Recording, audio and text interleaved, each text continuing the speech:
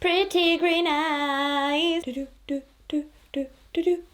Does anyone else remember drinking this in someone's mum's spare room when they were 16? Good times. Hey there guys, my name's Megan if you're new here, and if not, welcome back for episode 36 of Killer Weekend, where each week we'll discuss a true crime case and you guys can feel free to leave your thoughts in the comments box below. If you like all things true crime, supernatural, UFO, conspiracy theory, and all that good stuff in between, then please hit that subscribe button. I'll be here for you every Friday with our true crime killer weekends, and on and off every couple of Wednesdays with our Weirdo Wednesdays, where we'll discuss something spooky I've heard. I will leave a small disclaimer at the beginning of this episode. It does involve details of violent crime and also domestic violence. If that's a trigger point for you, then please do a turn away now. Shut up. Shut up. So my little children of the night, I'm feeling very, very like my 16-year-old self right now. I've got the hair slicked back, I've got the two bits at the front. It's bringing back memories of those old under-16s discos we used to go to when you were high on full sugar cola and your friend was kissing some fat dude in the corner with peroxide tips. Classy childhood. In all seriousness, I hope you're all doing well despite this sci-fi movie of a world that we're living in right now. Can we just say that 2020 and 2021 are just null and void? Can we just move on to part 3 and be done with it? I'm just so glad that we've all got each other. And yeah, I won't bore you to death before we get started. If you know me, and I'd like to think that we know each other by now, then you will know that I love to read. I'm a big reader. Anything to do with true crime, anything to do with a little bit of murder, I'll put my head in that book. And I know a lot of you are always messaging me on Instagram asking for book recommendations, and boy, don't I have one for you. This amazing book by Dr. Marie Cassidy, Beyond the Tape, dives into her own account of being the state forensic pathologist. Now guys, I'll be really transparent with you. I was actually gifted this book by the publisher, and when it first arrived, I was a little bit worried about reading it. Obviously, Dr. Marie Cassidy is this amazing, intelligent woman. Would I get all of her jokes? Would I get all of her anecdotes? Would I have the mental capacity to understand this book?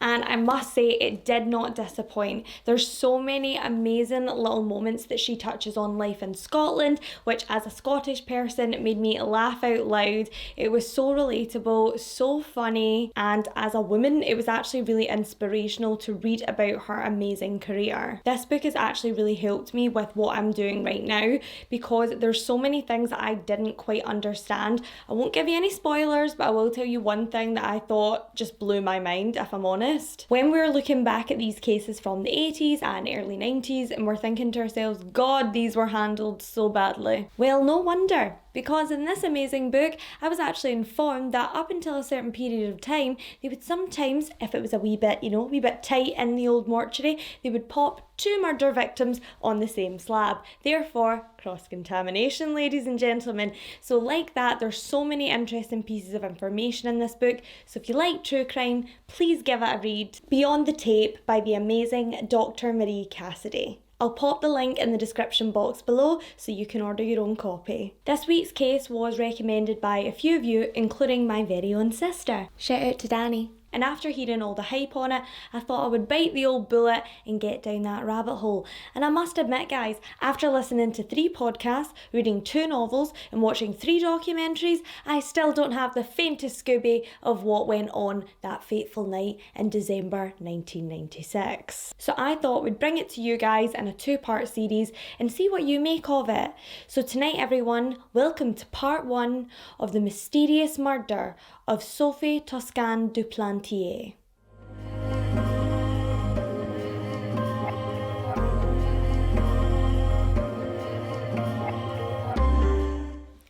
Now before we get started, I think it's just a given that I'm going to mess up some of the French pronunciations, so just ride with me, okay? Sophie Andrée Jacqueline Boniol was born on the 28th of July in 1957 in Paris in France. She was the first child to her mother Marguerite and father Georges. Sophie was soon followed along on the 20th of April 1959 by her younger brother Bertrand. Sophie's parents had come from really hard-working families. Her father Georges, his family owned a cafe, and her mother was the daughter of an engineer. Her father went on to become a dentist, and her mother Marguerite went on to become the deputy mayor. Girl boss vibes. Due to the family's wealthy heritage and their own success, Marguerite and Georges were able to raise their family in a beautiful Parisian apartment.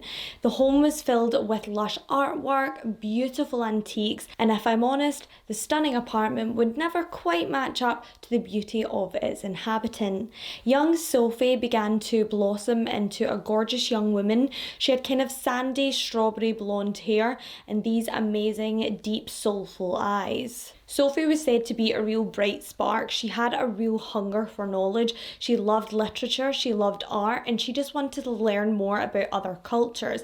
This was something she actually got the opportunity to do when she was 14, and she was able to take part in a student exchange programme, meaning she could stay with a family in Dublin, Ireland. Sophie fell in love with the Irish people and with the Irish landscape, and I don't blame her. Whenever I look at pictures of Ireland, I've never actually been myself, I really want to go.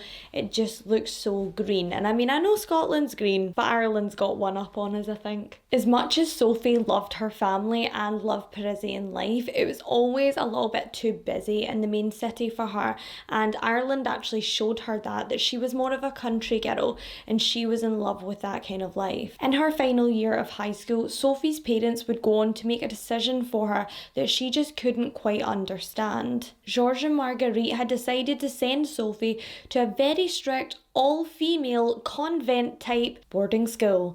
This wasn't for Sophie right away. She, in typical teenager fashion, wasn't happy about this and she made her feelings very apparent. It was said that she was quite difficult to live with at this time, and so are probably most 17-year-old girls. It's pretty much just a sea of bad haircuts, braces and bad attitude, if I'm honest. After the initial shock wore off though, Sophie was said to have settled in quite nicely into the convent and made some lifelong friends there. And when she left, she was even offered a place at the University of Paris. Now, we're all thinking that a creative soul like Sophie, who's constantly got her head in a book and fell in love naturally with fine art, would study something that matched her interests. But no, Sophie shocked everyone when she chose to study law. Sophie's friends would later say about her that she had an interest in all things morbid and dark. Is this perhaps something that drew her into a career within the criminal justice system? If it wasn't enough to hold Sophie's focus and she dropped out, which is quite odd for Sophie according to her family, because once Sophie set her eye on a task, she would always complete it. However, one thing that Sophie always believed in was fate. She was a massive believer in everything happens for a reason, and that proved itself to be true, because at university she met someone. She met a man. His name was Pierre Jean Baudet, and Pierre and Sophie seemed to have this really young, vibrant relationship. There was definitely an electric spark between the two of them, and he shared her love of movies and film, and they just had so much in common. It was said to be one of those relationships that was full of passion and had burned really quickly, and on the 21st of June 1980, a 22-year-old Sophie married Pierre Jean. Sophie couldn't wait to spend the rest of her life with what she classed as her soulmate, and unfortunately her parents didn't really share this joy. They had seen Sophie in more of a career focused role and they felt like she was giving it all up for love. They weren't really happy that she had quit law school and that she was now selling books Monday to Friday and working in Pierre's family's video shop on the weekend with him. It was said that Sophie felt these were the best times of her life, just carefree, young and having the best time. And it does make me a wee bit sad that there are whole generations that will never know the joy of going into a Blockbuster or Global video shop and getting the popcorn and then kind of hiding the movie from your mum and pretending that it's a rom-com and not a horror movie. No mum, I know I'm only 12, but I know what you did last summer's a comedy, it's not scary. With her love for literature and film, the video shop actually seemed like the perfect fit for Sophie at that time, and on the 26th of March 1981, Sophie and Pierre welcomed a baby boy, Pierre Louis. The young mum was said to have worshipped her son. He was this beautiful, happy little baby who could make Sophie burst into fits of laughter with just one look.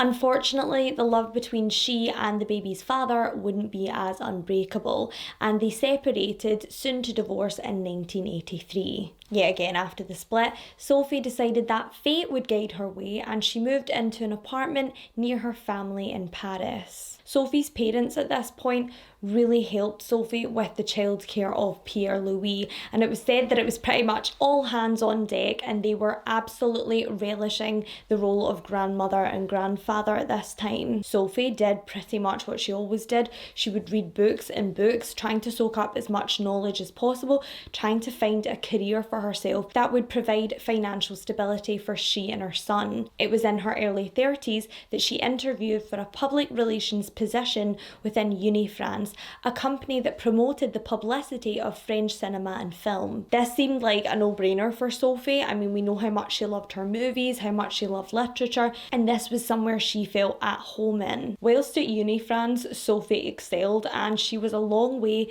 from the video shop now. Whilst there, she also caught the eye of an upcoming film producer who was somewhat famous at the time.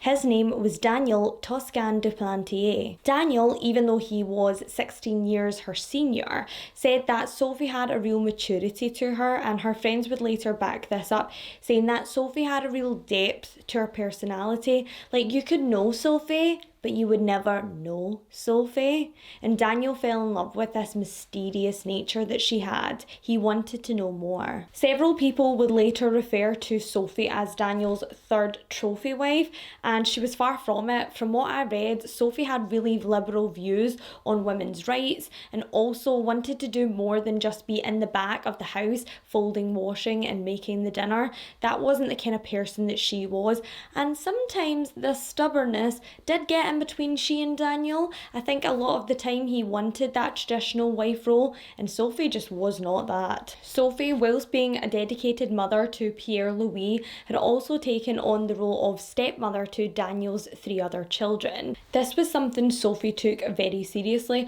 alongside her career in documentary making. Sophie had actually began producing and directing her own documentary style films, and she'd even left Unifrance to pursue this on her own. But if you like Jack Nicholson or you were born in the 1800s like me, then you'll know the phrase, something's gotta give.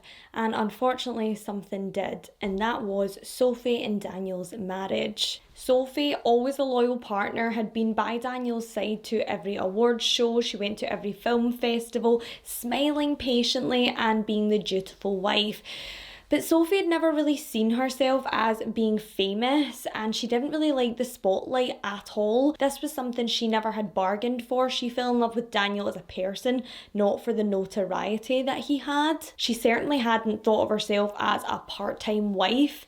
With Daniel constantly away overseas on business, she spent most of her time alone. During this time in their marriage, Sophie longed for somewhere, a quiet place, somewhere she could call her own, where she wouldn't constantly be scrutinised behind the lens of a camera. And then she remembered Ireland, the place that she had visited as a teen and had the best memories of. She had spoken to Daniel possibly about purchasing a holiday home in Ireland, and Daniel himself thought it was a really good idea.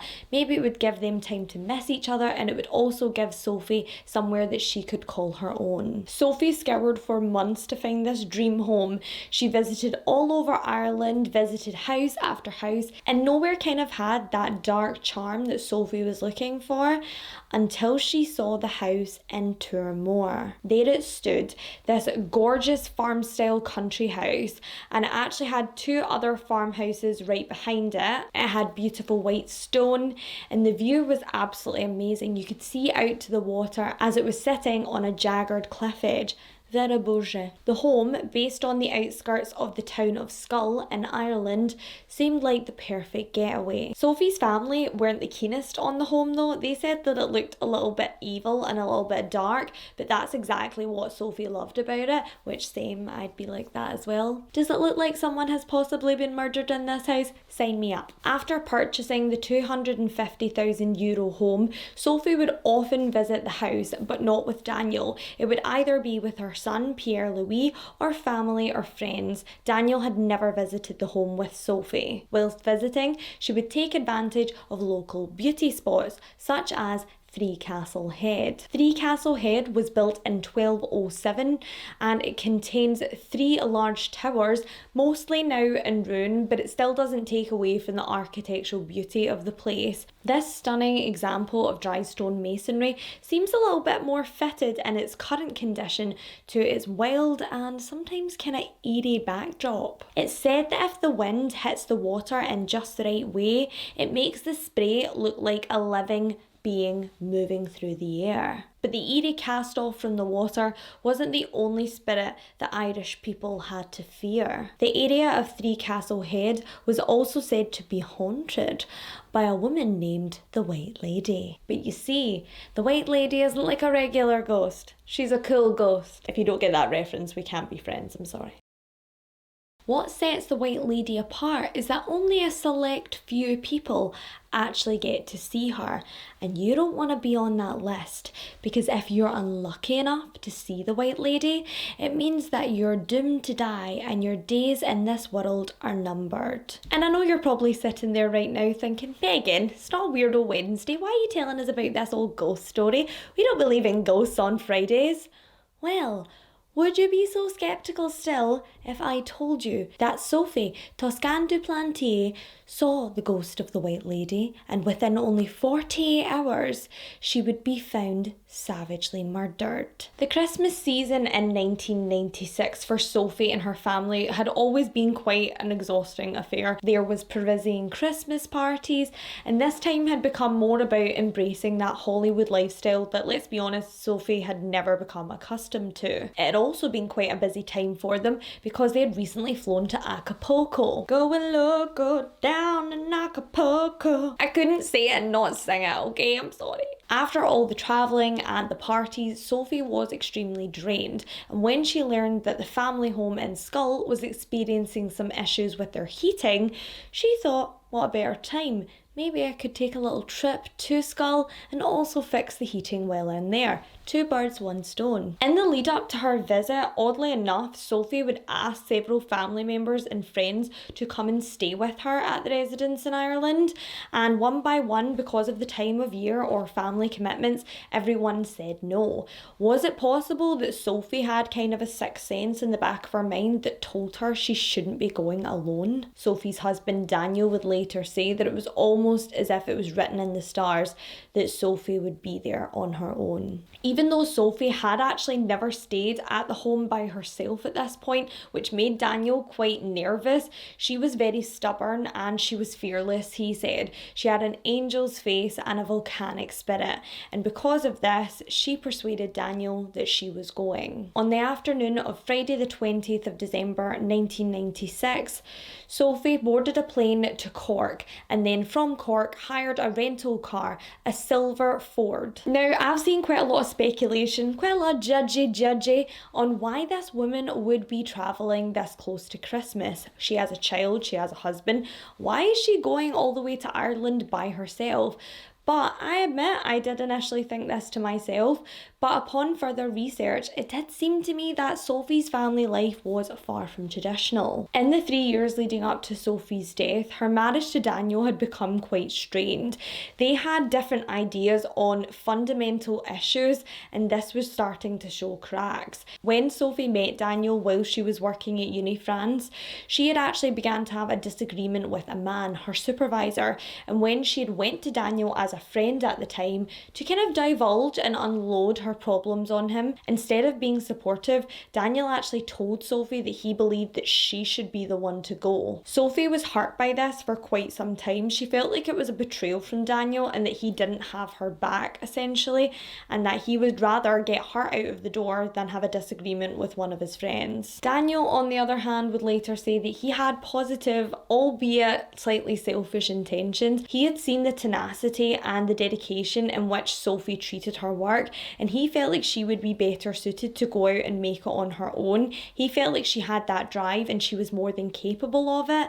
I also really can't help but think that with Daniel being Sophie's superior at this time, this might have raised a few eyebrows about them having a romantic relationship whilst both working for Uni France. So perhaps that was maybe a reason for the change in Sophie's career choice. But whatever the reason for Daniel making this recommendation to Sophie, whether it was right or wrong, it did set the tone for their relationship, and I believe that it did forever affect the way that Sophie saw Daniel. Over the course of their relationship, it was said to be very tumultuous. They would have constant arguments, very dramatic. Sophie would leave the apartment and leave for about 2 weeks, and he would never really see her or know where she was going. This seemed like quite a frequent pattern in their relationship, despite them both having children from previous marriages. Daniel himself wasn't an angel. He had quite a rep for being a bit of a ladies' man, and I'm pretty sure that jealousy was often a factor.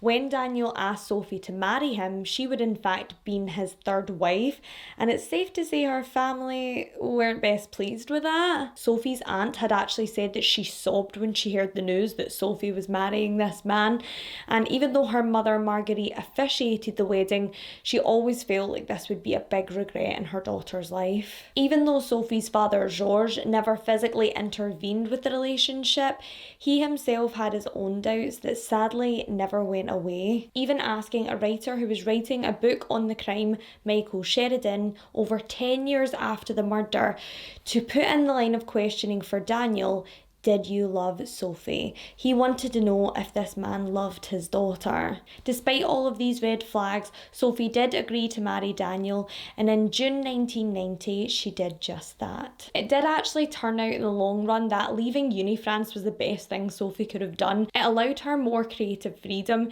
to work on her passion projects. Like I said, all of Sophie's friends said she was quite a morbid young woman. I mean, who isn't these days? And she liked to discuss the hard-hitting topics, such as violence against women and women's rights. Sophie would obsess over her work for months and months, and this dedication would show in her independent films, which made her a success. Sophie, having grown up with literature and reading so many romance novels, had a certain image in her mind of how love should be, and she didn't feel like that's how she and Daniel were. She had financial security and respect, but sadly this was not enough for Sophie, and in 1992 she and her partner Daniel separated, and then she began a relationship with an artist named Bruno Carbonnet. Bruno would later go on to say that Daniel was actually aware of their relationship and that they had kind of an arrangement, it seemed. Would never be me. I'm like one of those crazy women on cheaters. Sophie at the beginning was really keen on Bruno, and they would even spend time at the family home in Skull. She would take Bruno out there and show him around the sights, but unfortunately it was not to be. You see, Bruno was actually quite a dark character himself. He was said to be quite possessive and controlling of Sophie, and she just didn't have time for that. So in the Christmas of 1993, she decided to end their entanglement. The final reasons for the breakup really vary depending on who you ask. Certain members of Sophie's family claimed that Bruno was a very violent man and had even assaulted Sophie. One thing is for sure though, Bruno didn't take being dumped by Sophie well at all. I mean, essentially he threw his toys out of the pram. Bruno would go on to essentially stalk Sophie. He would make telephone calls at all hours of the night. He would even send things in envelopes to Sophie. One of the most threatening, a screw. Not really sure what that's about, but okay, Bruno. When later asked in this case who would have any motive to hurt her, one name was on everyone's lips, and that was Bruno Carbonnet. After the breakup and still legally married to Daniel, Sophie decided that she would give the relationship another shot. They wanted to try and make it work, and in 1994 they reconciled. The relationship did actually seem different this time, seemed better, and it was said that Sophie and Daniel had even started trying for another baby. Sophie desperately wanted a little girl that she could teach and shape, and this is something they were striving for. Sadly, this dream would never come to pass, and despite the happy demeanour that the couple put out to the world, certain things during the Christmas of 1996 still contradict that. For example, you've got Daniel, who said he was super worried about Sophie travelling alone at this time, but he didn't accompany her to Ireland. You've also got someone like Sophie, who has a child, who also has stepchildren and a husband back in France, and she goes all the way to Ireland 4 days before Christmas to fix the central heating. Conversations between Daniel and Sophie are also not what I would expect from a mature relationship. I mean, Sophie was 39 at this point and Daniel was 55. It would seem from evidence that we now have that Daniel would have been the last person to speak to Sophie on the 22nd of December 1996 on a phone call. In this phone call, Daniel expresses his need for Sophie to come home for Christmas and his desire that she would be there as a family with him and the children. Allegedly, according to Daniel, she plays it quite coy and almost kind of toys with him and says that she's going to perhaps stay. She doesn't quite know yet. It seems that she feeds into this mysterious persona that Daniel fell in love with, and that, like her friend said, he never really got to know the real Sophie. It seemed like to Daniel, Sophie was a flame, beautiful to look at, but if you try to get a grasp on it, you'll end up getting burned. Sophie's last few days were pretty what I would class as uneventful. She arrived in Skull on the 20th of December 1996. Prior to her visit, Sophie had contacted her old friend and caretaker, Josephine Helen. Josephine would often make the beds up and do a little bit of shopping so that the home would be ready when Sophie arrived. And this time, because it was the Christmas period, Josephine thought she'd give her friend a little surprise. She, in fact, put little sprigs of holly on the window ledges just to give the home that Christmas feeling. Josephine would later say that she wanted to make it special for Sophie because she understood how much she loved her home in Ireland. However, not every visit was as positive as Josephine would recall. You see, Josephine had started noticing things going missing, such as food, and that beds had appeared slept in. Even on one occasion, when Bruno, Sophie's ex-lover, had visited with her, they had gotten in to notice that the bath had appeared used. It was actually Bruno, being his casual, rude self, who complained about the dirty, used bath, when Josephine was adamant she had cleaned it 2 days prior to their arrival. They actually decided to change the locks because of this, and they never had any problems since. When Sophie arrived to find the fire lit and the little details that Josephine had left for her, she phoned to thank her. She was really grateful for her friend doing this, but she was also shattered from her long day of travelling. It was quite late at night, so she got ready for bed and at around 11 p.m. called a friend to let them know that she had arrived. She then headed into a spare bedroom which had been made up for her with a space heater in the room so that she would be nice and toasty when the central heating wasn't working. And Sophie loved this particular room for a couple of reasons. One, it was quite a petite room, so the fact that the heat would normally stay in there was great for Sophie, especially during the winter when the central heating was broken. Another factor was the fact that it had a gorgeous little window that overlooked the ocean and you could see the local lighthouse from there, and the light would just often shine in, and Sophie thought it looked like something out of a novel. The next day, on the 21st of December, Sophie got herself up, got ready, and decided to go into the town of Skull for some shopping. Not much is known about her comings and goings. We're kind of just going off of eyewitness testimonies. It was said that Sophie had visited the local Spar supermarket, had gotten a couple of things, and had also been in and out of some clothing shops that day. However, later testimony would suggest that Sophie's shopping trip wasn't as innocent as it had first seemed to be. A local shop worker named Marie Farrell would later say that she believed she saw Sophie in her shop. She had come in, she was browsing around for a little while, and then she left. But what struck Marie as odd is that there was a man outside wearing a long black coat and a black hat, and he appeared to be watching Sophie as she shopped. When Sophie left the shop and started walking up the hill, the man followed closely behind. Marie would later say that something was just quite not right about this man, and it seemed like an animal stalking its prey. Later that evening, all we really know is that Sophie headed home and headed to bed because she had a big walk planned for the next day. On the 22nd of December, Sophie decided to make a trip to the local beauty spot Three Castle Head. The wildness and unpredictability of the landscape seemed to suit Sophie's character, but it was said that she would soon regret going there. Whilst she was there, she would later tell a friend, Yvonne Ungerer, that she was startled by a white ghostly apparition. Yvonne Ungerer wasn't really familiar with the legend, and therefore she calmed Sophie down and Sophie left. Many Irish people would say that if an Irish person had heard Sophie saying this, they would not have let her out of their sight, because anyone who sees the White Lady at Three Castle Head is sure to die. Sophie, from what we know about her, was a massive believer in superstition, and because of this she was terrified, as I would be, definitely. I'm one of those people, you know, I always knock on wood.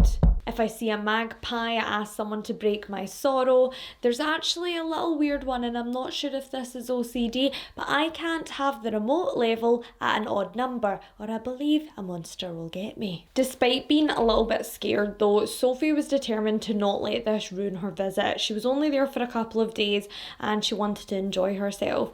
So she then decided to visit the Waterfront pub. The Waterfront pub was owned by a family named the O'Sullivans, and they were familiar with Sophie as she had visited them on several occasions. It was her little tradition to pop into the Waterfront pub for a cup of tea and a scone. Whilst she was there, she would chat to the owner and he would try and learn a little bit of French off her, whilst he would help her perfect her English. Everyone says that Sophie was this person that you were just immediately drawn to. She was like a magnet, and I can totally understand that. Like, I want to be her friend. The more I learn about her, the more I'm fascinated by her, and it seemed that the locals felt that way as well when she was even invited to the O'Sullivan's family Christmas party. Sophie had said that she would try and make it, you know, she was quite coy, quite polite, but it was said that Sophie had 2 return flights booked to go home back to France. Later that night, on the 22nd of December, Sophie headed back to her home in Tourmore, where she called 2 friends, one to wish her a happy birthday and the other was Josephine, to arrange a meeting with her the next day. She also decided to call her husband Daniel before she headed to bed. Daniel said the conversation was quite regular for them. She was kind of teasing him about when she was going to come home and what she would get him as his Christmas gift, when Sophie knew that she had actually already ordered a linden tree to be planted at their country estate in France. That's definitely some rich people shit right there. Babe, plant me a tree. You don't love me enough. The flights that Sophie had booked that Daniel was unaware of would have had her either arrive back home on the 23rd of December or the 24th of December, so she would be home for Christmas. Unfortunately though, Sophie wouldn't arrive home for Christmas that year or any year, and that conversation she had with Daniel would be the last known conversation that Sophie had with anyone. On the morning of December 23rd, 1996, Sophie's neighbour, Shirley Foster, who lived with Alfie Lyons in the home just behind Sophie's, was getting ready for a normal day. She lit the fireplaces to warm the 2-bedroom home, she made the breakfast for she and her husband, and got dressed. She was heading into town that day to run some errands, and she headed off in her car down the road that she and Sophie shared. At 10 a.m. that morning, as she approached the end of the road, she noticed that the gate that would normally be closed was wide open. As Shirley rolled her car forward to get a better look at this thing in the road, she soon realised that this thing wasn't a thing at all. It was a person. It was the badly beaten body of Sophie Toscan du Plantier. Okay guys, I think that's where we're going to end part 1 here. I'm so sorry, cliffhanger. I promise we'll be here tomorrow for you, so I hope you don't feel like I've left you in the lurch. Please don't be mad at me. I love you. This case is absolutely crazy, you guys, so if you've not already needed a strong whiskey, then I suggest that you take some tomorrow, because it's going to be crazy. Whiskey or pizza, whatever your poison. Don't forget, if you like this week's episode, please hit that thumbs up. It really helps me and my channel. Also, if you're watching for the first time and you're thinking, oh, I need to know more, then hit that subscribe button and the notification bell so you don't miss the next upcoming episode. If you're looking at me and thinking, oh, I wonder what she does in her free time, it's not much, but you can feel free to follow me. Not home or to the shops because that's uncomfortable for everyone. On Instagram at Megan True Crime. I also have a little TikTok page, a wee dicky-docky. My name's Megan and I'm a loser. At Megan.truecrime. I will see you guys tomorrow. I love you so much. I hope you enjoy yourselves. And remember, lock your doors, don't talk to strangers, and buy Dr. Marie Cassidy's new book. It's an absolute hoot. Be on the tape, y'all. See ya! Oh, that didn't work. See ya!